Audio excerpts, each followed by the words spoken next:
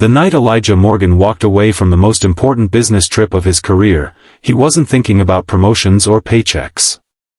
He was thinking about promises. The kind you make to someone who's no longer there to hold you to them. The kind that define who you are when everything else falls apart. If you've ever had to choose between what the world expects and what your heart knows is right, this story might feel familiar. And if you haven't yet faced that crossroads, perhaps this journey will prepare you for when your moment comes.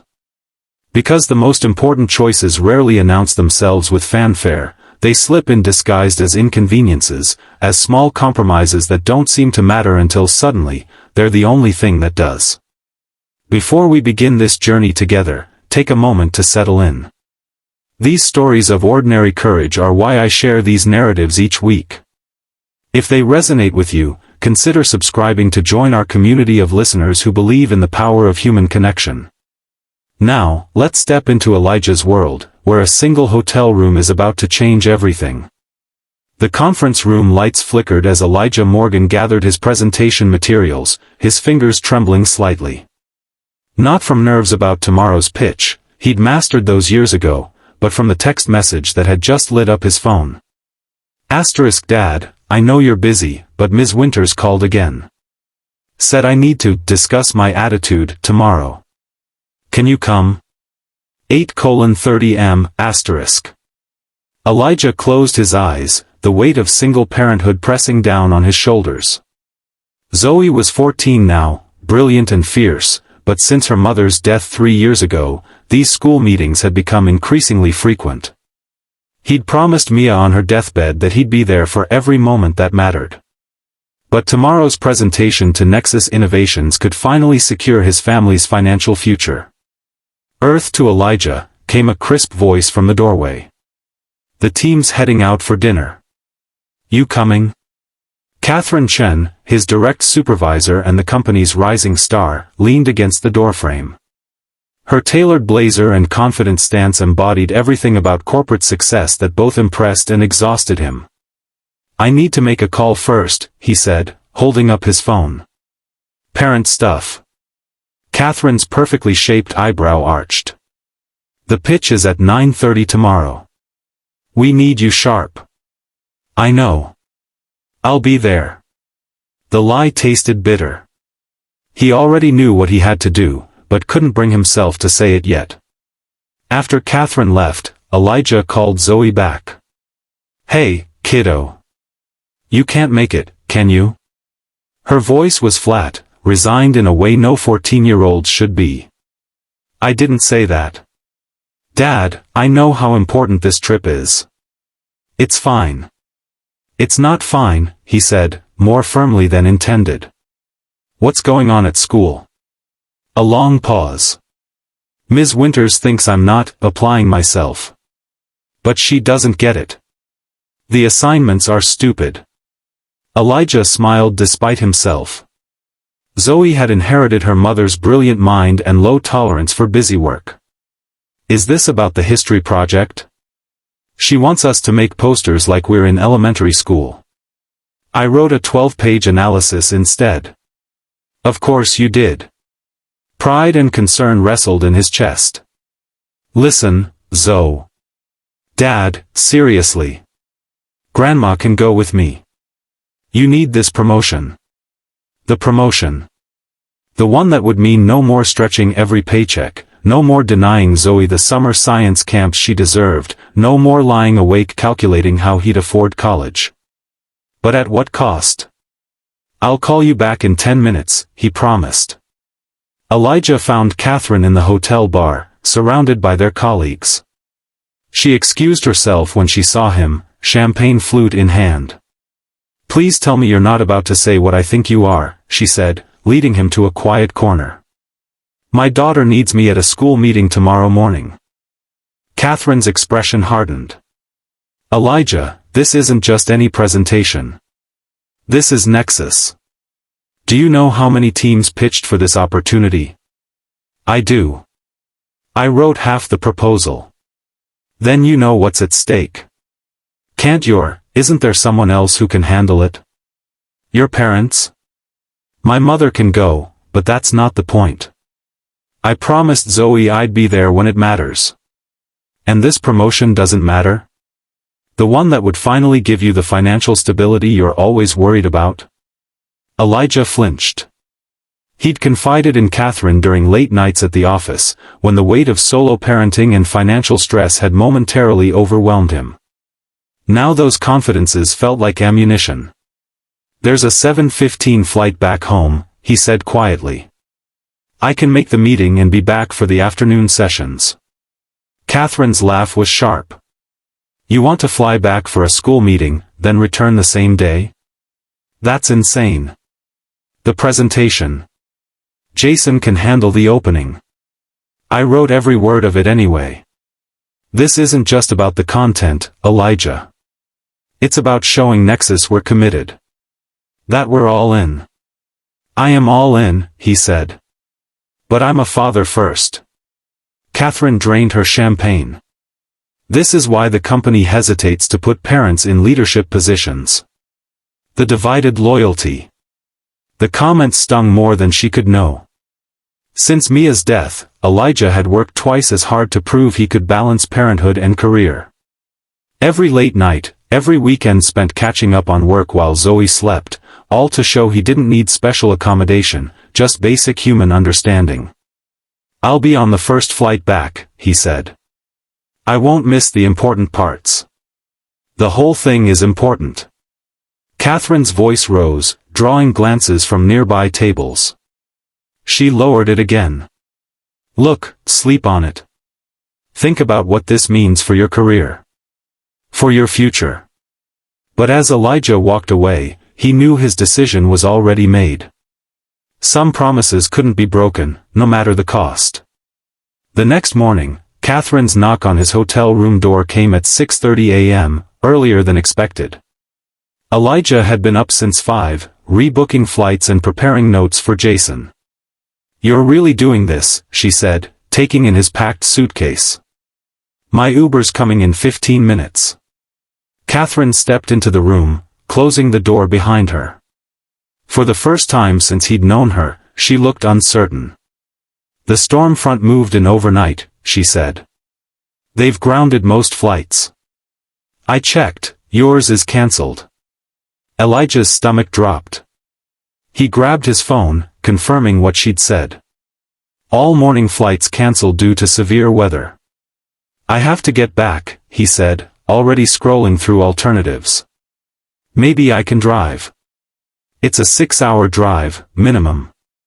You'd miss both the meeting and the presentation." Elijah sank onto the edge of the bed, despair washing over him. Zoe's disappointed face flashed in his mind. Another promise broken. "There's a solution," Catherine said carefully. "I can present to Nexus." Elijah looked up sharply. "You?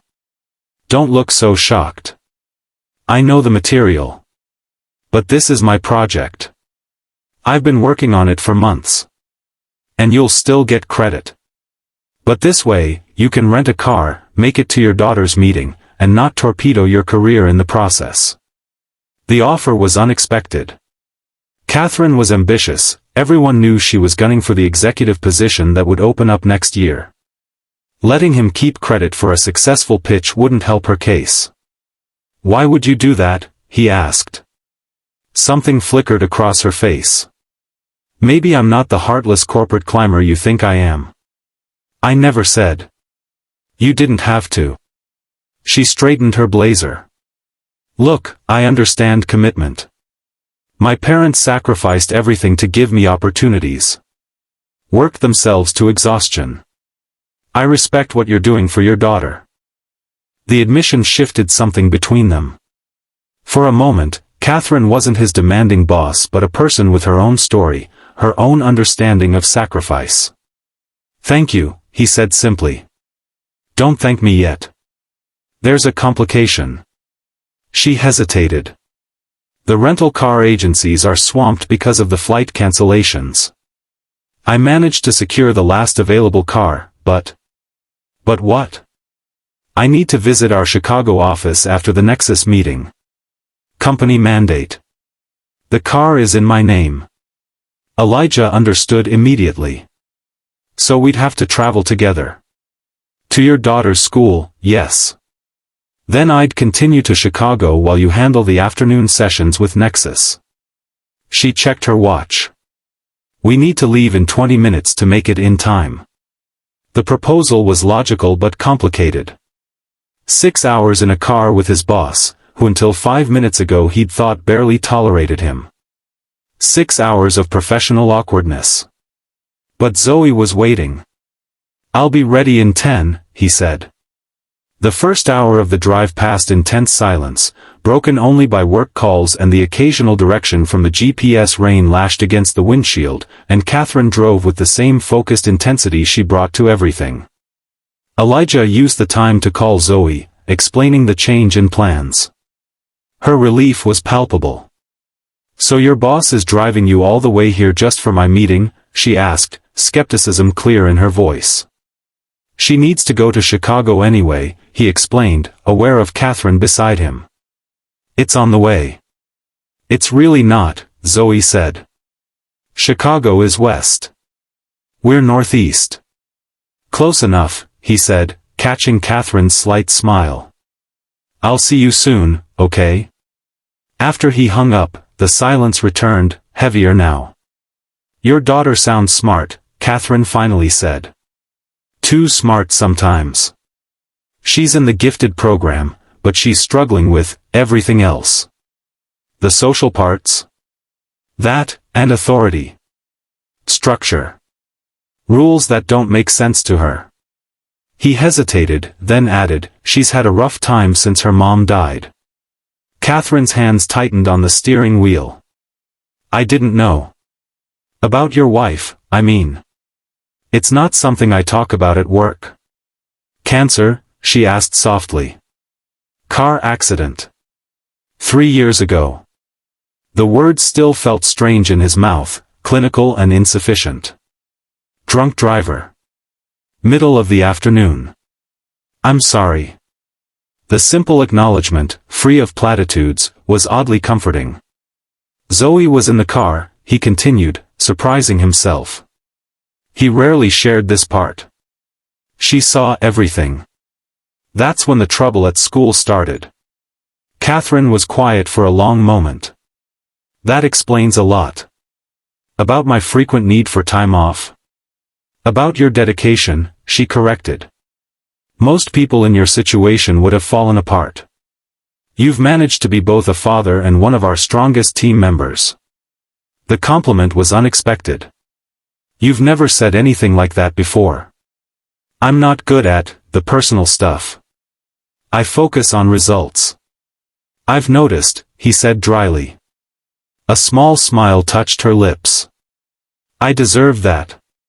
The rain intensified, forcing Catherine to slow down. At this rate, they'd barely make it to the school on time. Tell me about her, Catherine said suddenly. Your daughter. And so he did. About Zoe's passion for astrophysics, her dry sense of humor, her struggle to connect with peers who couldn't understand her grief or match her intellect. About her nightmares and her courage, her anger and her tenderness. Somewhere between state lines, the professional wall between them began to crumble. Catherine shared stories of her own childhood as the daughter of Chinese immigrants, the pressure of being their American dream incarnate, the weight of expectations. That's why I push so hard, she admitted. Success was the only acceptable outcome in my family. Is it still? He asked. She considered this.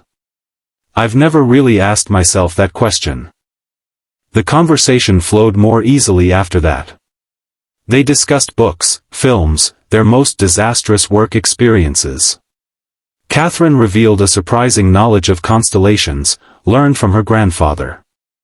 Elijah admitted his secret stress relief hobby was baking elaborate cakes, a skill he'd picked up to make Zoe's birthday special. You should bring one to the office sometime, Catherine suggested. Would that be appropriate? The boss bringing in homemade treats? I meant you, not me. Elijah blinked. You're not my boss. Catherine kept her eyes on the road. Not after next week. I was going to announce it after the Nexus presentation. I've been promoted to the executive team. Congratulations, he said automatically, though confusion swirled. But who's taking your position?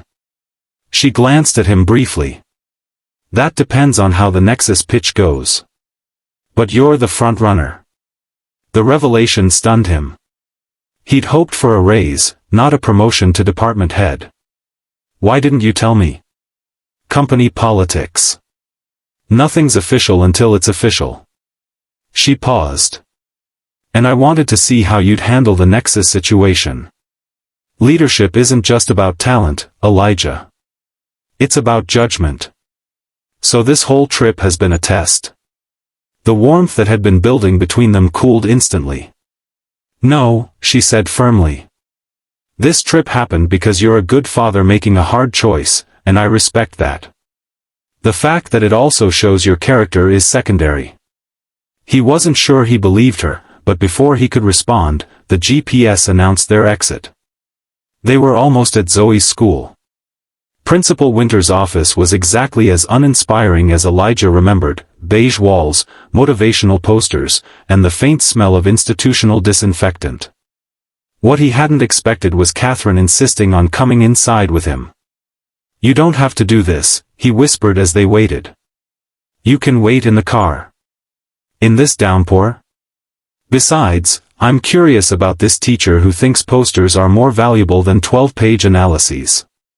Before he could argue, the door opened and Principal Winters emerged, a tall woman with prematurely gray hair and reading glasses on a chain. Behind her came Zoe, her dark curls, so like her mother's, pulled back in a messy ponytail, her expression a careful blank that Elijah recognized as her defensive mode. Mr. Morgan, Principal Winters said, then noticed Catherine. And Catherine Chen, she supplied smoothly. Family friend. I drove Mr. Morgan here. Elijah shot her a surprised look at the family friend designation but didn't correct her. Zoe's eyes darted between them, clearly calculating this unexpected development. Well, let's get started, Principal Winters said, gesturing them inside. What followed was painfully familiar to Elijah, a recitation of Zoe's academic brilliance coupled with concerns about her attitude, her unwillingness to follow instructions, and her isolation from peers. Zoe sat silently, eyes fixed on her hands. The history project is just the latest example, Principal Winters explained. To create the assigned visual presentation and instead submitted a written paper that, while impressive, completely disregarded the assignment parameters. May I see this paper? Catherine asked suddenly. Principal Winters blinked. I'm sorry, but as you're not a parent or guardian. I'd like Ms. Chen to see it, Elijah interrupted. If Zoe doesn't mind. Zoe shrugged, but Elijah caught the flicker of interest in her eyes. Principal Winters reluctantly retrieved the paper from her desk. Catherine read it quickly, her expression thoughtful. This is university-level analysis, she said finally. Have you considered that Zoe might be under-challenged? We have her in all advanced placement courses, Principal Winters began. That's not what I asked, Catherine said, her tone reminiscent of how she handled resistant clients. This young woman has clearly mastered the historical content. The poster assignment would be a step backward intellectually. Why not allow her to play to her strengths? Principal Winters straightened. Ms. Chen, with all due respect, educational methodology is complex. We're trying to develop well-rounded students with diverse skills. Including visual presentation skills, Catherine acknowledged. But there are many ways to develop those. Has anyone asked Zoe how she might prefer to demonstrate her knowledge? For the first time, Zoe looked directly at Catherine, surprise evident in her expression. Principal Winters seemed taken aback. Our curriculum is standardized. So was mine, Catherine said. I was the quiet Chinese girl who excelled at math and science but struggled with group projects and oral presentations. My teachers assumed I was shy or difficult. No one considered that I processed information differently, that I needed different challenges. The personal revelation hung in the air. Elijah watched his daughter's posture change subtly, her shoulders relaxing as she leaned forward. "What happened?" Zoe asked. Here's the continuation of the story, in English. Zoe's question hung in the air like a thread, pulling at the seams of the moment. Catherine met her gaze, the vulnerability from earlier still lingering. She wasn't just a corporate powerhouse anymore, she was someone who understood the weight of expectations. "What happened?" Zoe repeated, her voice softer now, as though her curiosity had replaced her defensiveness. Catherine smiled faintly. "I didn't always meet the world's expectations. For a long time, I thought I had to fit into a mold that wasn't mine. I was the quiet, studious daughter of immigrants who worked themselves to exhaustion for a life they could never quite grasp. I was expected to be the perfect student, to get straight A's, to be everything my parents wanted me to be, everything society expected me to be." Zoe's eyes widened. "But, you didn't want that?" Catherine shook her head. "I did, at first. But it wasn't until I hit a wall that I realized. I wasn't living for myself. I had to break free from those expectations to figure out who I really was. And you, Zoe, are already doing that. You're not a failure for questioning things. You're just ahead of the curve." The principal, who had been quiet through this exchange, cleared her throat. "This is an interesting perspective, Miss Chen, but I think it's time we stop making excuses," Catherine interrupted gently but firmly. "Zoe is a gifted student. She doesn't need to conform to outdated systems. The real world values innovation, critical thinking, and problem solving. She's already demonstrating those skills. Why not encourage her to follow her own path?" The room fell silent. Elijah watched his daughter's expression soften, the defensive walls she'd built slowly crumbling. Zoe was listening, really listening, for the first time in a long while. Principal Winters, after a long pause, nodded slowly. "I see your point. Perhaps we can reconsider the approach. Let's discuss a plan that better suits Zoe's strengths." Zoe turned to Catherine, her expression a mixture of awe and gratitude. "You really get it," she whispered, almost as if in disbelief. Catherine smiled, a quiet, knowing smile. "I do. And I'm proud of you for speaking up, Zoe. You don't have to be like anyone else. You just have to be yourself." Elijah, standing at the doorway, felt a lump in his throat. This was what he had been fighting for all along, not just a future where Zoe succeeded, but one where she felt understood, where her voice mattered. As they left the principal's office, Elijah placed a hand on Zoe's shoulder. "I'm proud of you, kiddo. You don't have to prove anything to anyone." She looked up at him, her eyes glistening with something like relief. "Thanks, Dad. I think I can finally breathe again." Catherine followed them out into the rain, the storm outside now a distant echo of the storm they just weathered together. The drive to Chicago was still ahead, but in that moment, Elijah felt a shift within himself. Maybe life wasn't just about the big decisions, the promotions, or the perfect presentations. Maybe it was about these moments, the ones that made you realize what really mattered. Let me know if you'd like any changes or further details.